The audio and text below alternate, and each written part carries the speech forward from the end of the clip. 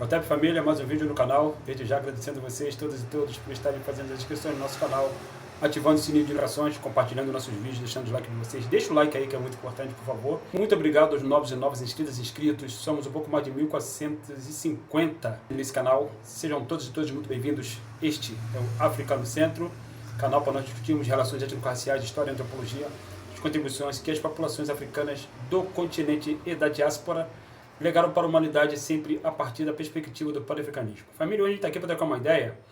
Eu não vou mostrar obras de referência, né? Eu vou compartilhar com vocês uma experiência que eu tive há 4 anos, quando num debate sobre o funk, eu ouvi de uma pessoa, de uma mulher branca, a seguinte frase: os pan-africanos são essencialistas. Nada mais longe da verdade, como diria minha querida professora Mônica Lima. Se tem uma coisa que o pan-africanismo não é essencialista. Por que não? Você tem várias divisões, várias correntes no pan-africanismo. Você tem a corrente do Diop, você tem a corrente do Garvey, correntes mais políticas, mais revolucionárias, que digo de pegar em armas e tudo, no campo do pan-africanismo e da afrocentricidade, mas particularmente do pan-africanismo, né, que eu sou pan-africano. E também você tem aqueles que misturam, ou melhor, juntam o discurso teórico, né, análise teórica, com também atividade política e também atividade revolucionária, que é o caso do Stockley Carmichael, que é o caso do Frantz Fanon, que é o caso também do Walter Rodney, por exemplo. Cheikh Anta Diop também, pode-se dizer isso, embora ele não tenha pego em armas como Frantz Fanon, como Stockley Carmichael, mas o Diop foi um cara que foi perseguido, e era um político, um grande teórico, né? E também um revolucionário à sua maneira. Porque para você ser revolucionário, família, você não precisa pegar necessariamente em armas. Malcolm X foi um grande revolucionário. Malcolm X pegou em armas? Sim, né? Porque nos Estados Unidos dos anos 60, né? Na época dele, os negros já poderiam usar armas, né? Naquele momento histórico ali. Então, em algum momento ele pegou em armas, mas não que ele tenha feito parte de um grupo revolucionário. Ele pegou em arma para se defender e defender sua própria família, né? Agora, tem aqueles que são revolucionários sem necessariamente pegarem armas, que é o caso do Carlos Moore, por exemplo. Por que revolucionário? Desnudou, desmascarou uma corrente eurocêntrica que é o marxismo, por exemplo. Quando ele disse que o Marx era racista, quando ele disse que Friedrich Engels era racista, quando ele disse, por exemplo, que Voltaire, Montesquieu tinham companhia de escravizados na sua obra, o Marxismo e Questão Racial. Então, isso também é revolucionário. Quando Cheikh Anta Diop chega e mostra para o mundo inteiro que os africanos povoaram o planeta inteiro, foram responsáveis pelas primeiras civilizações da história da humanidade, africanos e africanas, isso também é revolucionário. Revolução não precisa ser necessariamente pegar em armas, mas também significa pegar em armas. Significa. Foi o caso do Fanon, como eu falei, que ele pegou em armas na Frente Nacional de Libertação Argelina, ele lutou. Não é por acaso que ele acabou se transformando em persona não grata entre os franceses. O que acontece é que no pan-africanismo você tem também uma corrente que é do Du Bois, que a galera segue ele, e você tem também uma corrente do Garvey. O que acontece é que Du Bois e Garvey sempre foram grandes críticos entre si. Gente que não gosta, da corrente do Garvey, que não gosta do W.B. Du Bois. O Garvey, ele militava pelo nacionalismo africano, nacionalismo preto. O que acontece é que eu já expliquei aqui, em vídeos anteriores, que o nacionalismo que Marcus Garvey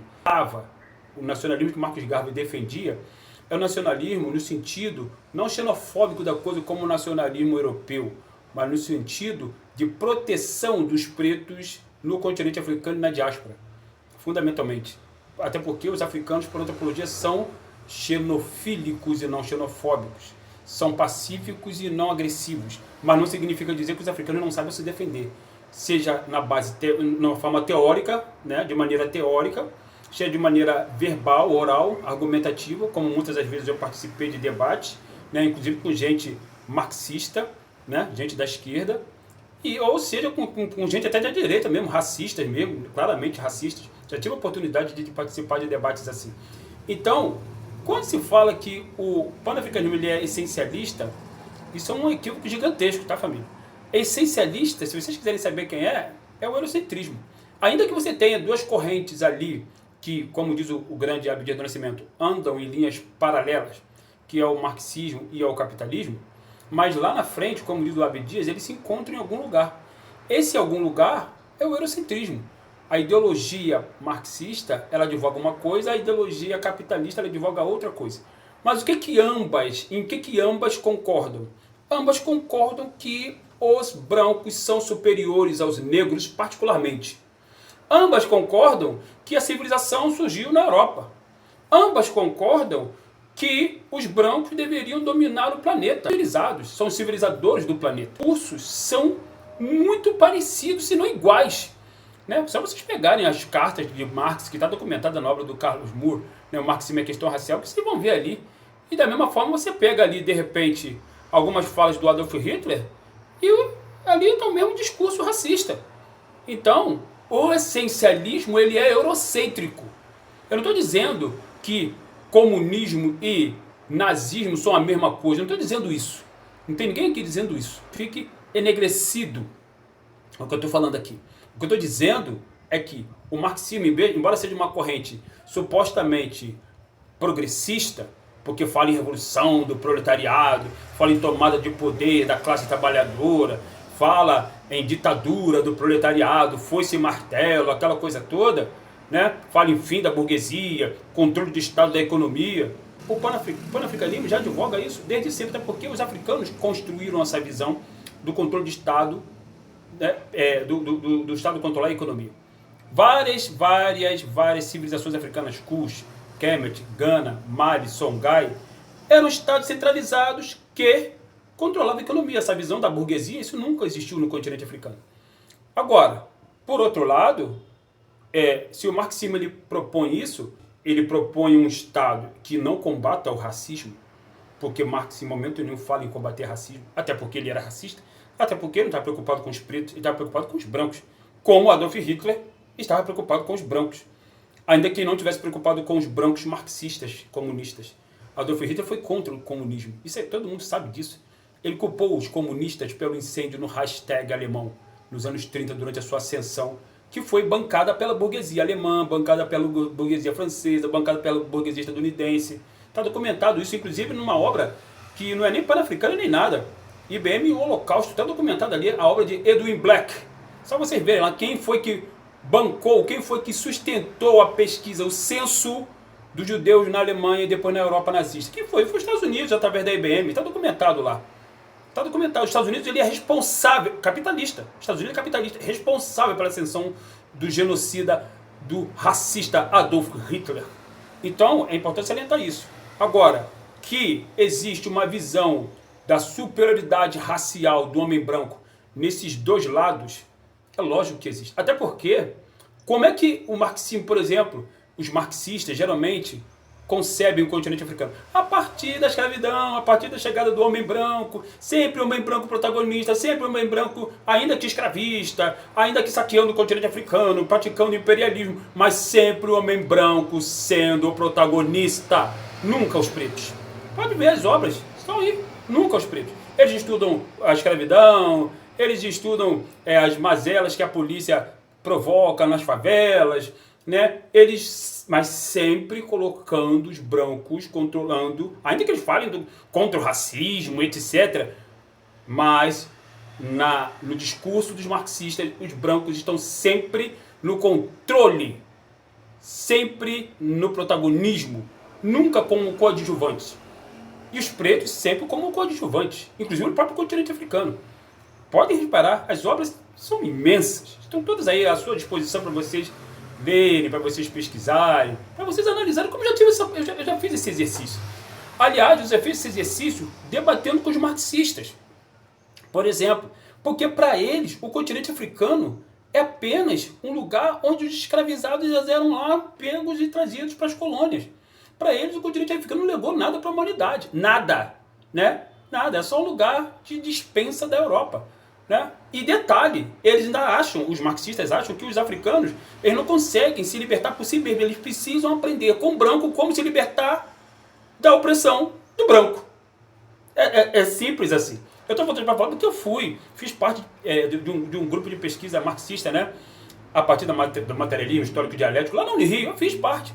Só que durante todo o período que eu fiz parte, desde o início eu avisei a pessoa, eu não sou marxista, eu sou pan-africano, né? Meu centro é África, sempre falei isso. E sempre mostrei para ela que tudo que Marx prega, aquela coisa do Estado controlar a economia, eu falei, não, os africanos tinham Estados dessa forma, já tinham, eu mostrei as obras, né? Só que chegou um momento que, como os caras acham que Marx é Deus, chegou um momento em que eu fui expulso de lá, porque eu bati de frente com muitas pessoas lá, sem problema nenhum, e continuo com a mesma postura, sem problema nenhum. Se eu tiver de debater de novo, a gente faz, a gente senta, a gente ouve, sem problema nenhum, porque a história registrou, e é importante salientar, quem fez esse registro, na maior parte do tempo, foram negros, ainda que também tenham tido citações, logicamente, nas obras de Chick Diop, de Carlos Moore, você tem citações de pessoas brancas ali, sem problema nenhum, mas são brancos progressistas, são brancos que de fato têm uma contra-corrente eurocêntrica, Constantin Raffines, Constantin Volney, né, Gervásio Fournier Gonzalez, Lilas Hamburger, todas pessoas brancas que eram contra a corrente eurocêntrica, né? E são citadas, devidamente citadas, nas obras do campo do panafricanismo, porque trata-se da verdade histórica. Nada mais além disso. O que acontece entre os marxistas é que eles sempre colocam o seu lugar, né, como lugar de protagonismo. Sempre. E Marx é intocável. Por isso que eu disse uma vez que Carlos Moore foi o homem que desafiou Deus, porque para marxistas, Marx é Deus. Marx não pode ser criticado, não pode e deve ser criticado o tempo todo. Lógico que sim. Logicamente que sim. Aliás, Karl Marx disse que a Rússia seria o último lugar onde haveria uma revolução socialista, e lá foi o primeiro lugar onde houve uma revolução socialista. Revolução socialista, diga-se de passagem, que começou com uma passeata de católicos. Passeata de católicos. É importante salientar. Se tem um campo que é, de fato, um campo essencialista, esse campo é o eurocentrismo. Não importa a vertente que ele se apresente. Pode olhar, né? O campo do eurocentrismo, vocês vão ver lá que as primeiras civilizações, Grécia, Roma, a filosofia nasceu na Grécia, a medicina nasceu na Grécia, a física foi criada por um homem branco chamado Isaac Newton, né? Quando se fala em música clássica, a música clássica europeia, Chopin, Bach, Beethoven, não sei mais o que. Não, tem música clássica africana também, tem música clássica indiana, né? Tem música clássica árabe, tem música clássica. Por que só os europeus falam em música clássica? Né? Não, você tem música clássica no mundo inteiro. Você não tem só na Europa. O que acontece é que, como eles são eurocêntricos, brancocêntricos, né? Sempre colocam pessoas brancas como protagonistas, né? Não importa, repetindo, não importa a vertente ideológica que está se falando, né? Eles renegam as outras sociedades simplesmente a coisas secundárias. Aliás, Karl Heinrich Marx disse que a história do mundo, a história da luta de classe, de novo colocando a Europa como centro da coisa, eurocentrismo. Não é, a história do mundo não é a luta de classe não, querido. Desculpa, não é, nunca foi. Porque nas sociedades africanas que estão no mundo, não havia classes, haviam castas. Corporações socioprofissionais hereditárias, como fala ali a obra do grande Amador Mpateba. Já tivemos oportunidade de mostrar essa obra aqui, eu tenho essa obra aqui à minha disposição na minha casa, né? Como o Cheikh Anta Diop demonstra que onde você tinha Harappa, Mohenjo-Daro, Shanrudaro, Kush, Kemet, Caldeus, Elamitas, Sumérios, eram todas sociedades castadas, natúfios, como diz o grande Cheikh Anta Diop, eram sociedades castadas. Os natúfios que depois, como diz o Carlos Moore, vão se converter nos fenícios, eram sociedades castadas. Então você não tinha classes ali, essa questão que os marxistas falam que é preciso fazer reforma agrária, etc, etc. Os africanos jamais conceberam a terra como propriedade privada. Os africanos não. Os europeus é que criaram isso.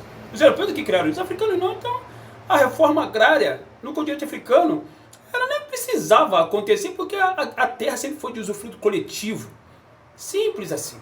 Né? Aqui no Brasil você tem o MST que está lutando aí a duríssimas penas aí, há décadas, pela reforma agrária. Uma reforma agrária que nunca acontece. Por quê? Porque é um país vivendo sob o signo do eurocentrismo capitalista. Né? E aí quando você tem pessoas à esquerda, né, essas pessoas muitas das vezes defendem até a polícia. A polícia, que não é por acaso, ela é uma construção antropológica da onde? Do berço setentrional. Foi de lá que vieram esses regimes de polícia. O berço setentrional, que é o mesmo berço onde vai nascer o eurocentrismo, onde vai nascer o racismo, onde vai nascer o patriarcado, onde vai nascer a xenofobia. Vem daí. Simples assim. Entendeu? Quando a gente lê as obras do panafricanismo, as coisas ficam absolutamente nítidas, né? Acaba o romantismo. E aí não há essa visão de essencialismo no panafricanismo. No panafricanismo tem muitos debates, tem muitas correntes divergentes. Agora, o que tem no panafricanismo é simplesmente a verdade histórica. Que sim, a humanidade surgiu no continente africano, é óbvio, mas a primeira pessoa a falar isso foi Cheikh Anta Diop, exatamente, que mostrou que os dados convergiam.